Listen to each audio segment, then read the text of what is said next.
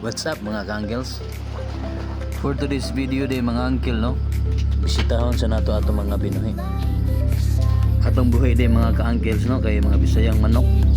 Natay day old na rin ang mga piso. Ito ni sila kapuok. Apo nilang inahan. So ato na rin ibalhin after 1 to 3 weeks. Ato rin ilain ang piso. So naapot yung mga binuhian, puhon-puhon, mataod na ito itong fishing net. Ito na sana siyang ikulong. So are na po ta sa luyo mga kankels. Ito mga cool no, malingno rin ko ano yung backyard farming ito. Tinuod lang.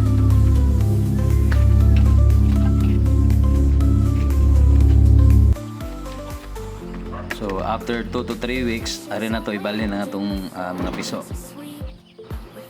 Diri natay kuan 36 heads nga mga kuan piso Bisaya. So kanila sa atong ibutang mga ka-uncles no, kay buhon-buhon makapalit ta og kanang automatic feeder para di na sa tamang sige kuan lalog. Ay ni kadag-kadag ko ani nila mga ka-uncles ato na sa silang buhian para makapasud ng putaglain nga batch. Ang kanindot sa pamuhi og Bisaya nga manok mga ka-uncles kay dili sa ni sila daling masakit. So diri sad sa pikas kwarto mga ka-uncles na padiri ato mga breeder. So so pagkakaroon natin gibutang 5 kabay niya isa ka kuan sunoy. Kani sa atong pasanayon buhon-buhon naghan na ni.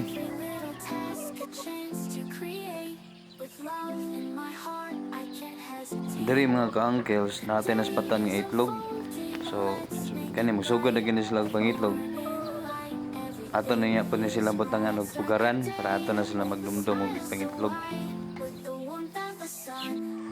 So puhon-puhon mga ka-uncles kani diri napita ari nato i-plaster ang atong fishing net para puhon-puhon gato mga binuhian nato ato na sa isod.